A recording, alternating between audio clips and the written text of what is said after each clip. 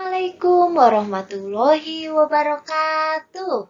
Apa kabarnya adik-adik sekalian? Semoga selalu diberikan kesehatan. Terima kasih ya sudah mampir di channel Math Asik. Math Asik, belajar matematika menyenangkan dan asik.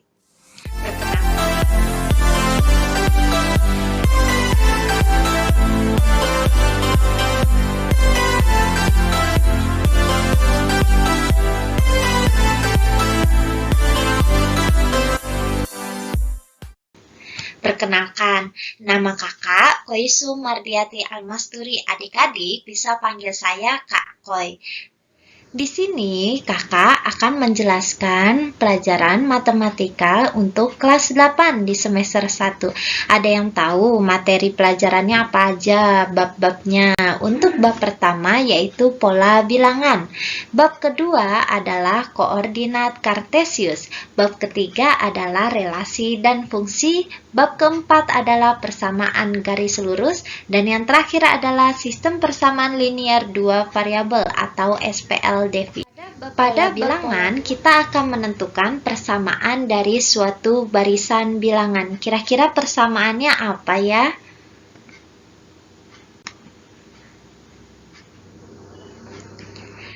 Selanjutnya, pada bab pola bilangan, kakak akan menjelaskan tujuan pembelajarannya. Apa aja tujuannya? Yang kedua adalah manfaat mempelajari pola bilangan supaya adik-adik lebih semangat nih mempelajarinya. Yang ketiga adalah materi dan contoh soalnya. Nanti akan kakak jelaskan. Yang terakhir apa? Latihan soal. Karena matematika tanpa latihan soal bagaikan sayur tanpa garam. Tujuan pembelajaran dari pola bilangan itu apa ya? Yang pertama adalah kita akan mengamati pola barisan bilangan. Polanya itu seperti apa ya? Apakah ditambah 2, dikurang, dikali, atau dibagi, atau seperti apa ya polanya? Yang kedua adalah kita dapat menentukan suku selanjutnya. Jadi, jika ada pola bilangan, kita dapat menentukan angka selanjutnya itu berapa. Yang terakhir, kita dapat menentukan persamaan dari pola bilangan tersebut. Jadi, kalau pertanyaannya adalah bilangan ke 1000, kita tahu jawabannya karena kita sudah tahu rumus persamaannya. Bilangan dalam kehidupan sehari-hari, kira-kira apa ya manfaat yang pertama? Yang pertama, kalau kita lihat gambar di samping adalah itu perpustakaan. Perpustakaan terdiri dari buku-buku yang disusun secara rapi. Tapi adik-adik tahu nggak, dalam penyusunan buku, nomornya itu ada kode uniknya, tidak sembarangan. Dan kode unik itu dikelompokkan berdasarkan judul buku, genre bukunya, atau nama penulis atau jenis bukunya. Jadi kalau adik-adik mau mencari sebuah buku di perpustakaan itu nggak perlu dicek satu-satu, cukup kita input menggunakan komputer dan kita tahu kodenya. Kalau kita tahu kodenya, kita bisa mencarinya karena kodenya itu sudah tersusun rapi dan dia sudah berpola.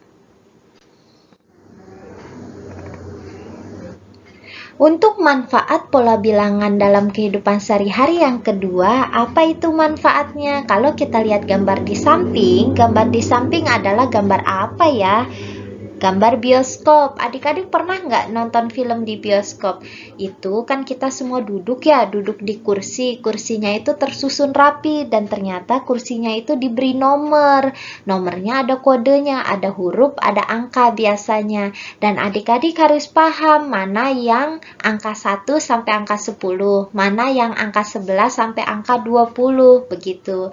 Dan juga untuk hurufnya, mana yang berkode A, berkode B sampai berkode I atau yang lainnya. Jadi, kalau adik-adik tidak paham pola penomoran kursi di bioskop, bisa-bisa bingung deh mau nonton film, nggak tahu deh tempat duduknya di mana. Jadi, pelajari pola bilangan ya. Untuk manfaat selanjutnya, apa ya kira-kira? Kalau kita lihat gambar di samping, itu ada gambar perumahan. Kalian tahu nggak semua? Perumahan biasanya ada nomor rumahnya ya. Dan itu, kalau kita tidak paham nomornya, cara penomorannya seperti apa, bisa-bisa kita bingung. Apalagi kalau kita bertugas sebagai Pak Pos yang mengantarkan paket atau mengantarkan surat. Bisa-bisa semua rumah kita telusuri. Padahal kalau kita tahu ilmunya, kita sudah cepat mengantarkan barang atau mengantarkan surat ke tempat tujuan. Sekarang kita akan mempelajari tokoh matematika dalam bab pola bilangan. Ada yang tahu nama tokoh di samping ini siapa? Ayo adik-adik tahu tidak namanya siapa?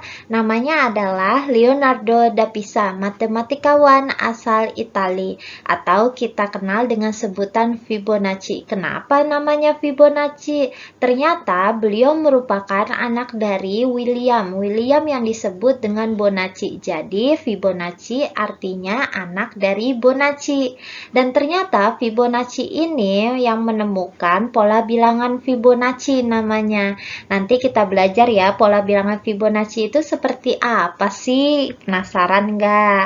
Nah, ternyata Fibonacci ini memiliki semangat yang giat untuk mempelajari berbagai hal tentang angka atau tentang matematika. Jadi Fibonacci sampai berkelana ke penjuru dunia dan belajar kepada matematikawan Arab untuk mempelajari sistem penulisan dan perhitungan bilangan Arab. Kenapa dipelajarin? Karena menurut Fibonacci sistemnya itu lebih efisien, lebih sederhana dibanding bilangan Romawi. Dan setelah dia mempelajarinya, Fibonacci menuliskan dalam bentuk buku. Bukunya itu bermanfaat sekali bagi warga Eropa, terutama untuk Italia. Bermanfaatnya untuk konversi ukuran dan berat, untuk perhitungan bunga, dan yang lain-lain. Setelah mendengar kisah dari kehidupan Leonardo da Pisa, perjalanan hidupnya, hikmah apa yang dapat kita petik? Yang pertama adalah ternyata dengan diperkenalkannya sistem bilangan Arab itu dapat membuat perhitungan matematika lebih mudah dan lebih efisien baik dalam perhitungannya maupun dalam penulisannya. Dan selanjutnya mari kita mencontoh sikap Leonardo yang giat dalam mempelajari sebuah ilmu, dan ternyata ilmu tersebut bermanfaat untuk orang banyak di sekitar Leonardo, bahkan kita sendiri merasakan manfaatnya. Sekian pembelajaran hari ini. Jangan lupa klik like and subscribe. See you again. Wassalamualaikum warahmatullahi wabarakatuh.